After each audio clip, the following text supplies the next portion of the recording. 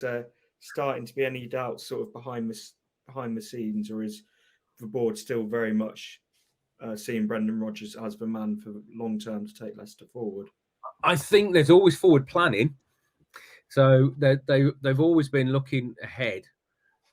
If things went sour or Brendan left, if he got offered, because there was a lot of chat a while back that the likes of United and that were looking at him and wanted to take him away. So they would have been planning for that then. I mean, I think the top of the list at the time would have been Graham Potter. Obviously that ship sailed now. But I think they liked somebody like that, somebody to carry on that sort of ethos. Saw him as a similar sort of character. Yeah, I think they are. But I don't think they'll let it slide too much. I think they'll definitely give him the transfer window, because I think there's a feeling that they sort of understand that they didn't back him the way he wanted to be backed.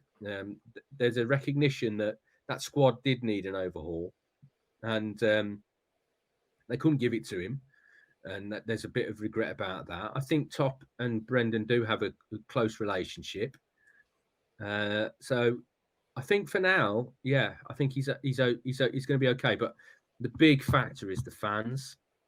I mean, Top resisted a lot. I mean, when the banners were coming out just before the international break in September, obviously, he would have noticed that. He would have been aware of that. He would have understood that. And he's always been one that listens to the supporters. So long as it doesn't get to a point where it's a vast majority of the crowd that are calling for a change. And it's still, at the moment, from what I can gauge, still a minority. I mean, I mean, obviously, when they went on that great run, winning 5 out of 8 before the World Cup, all that sort of just disappeared.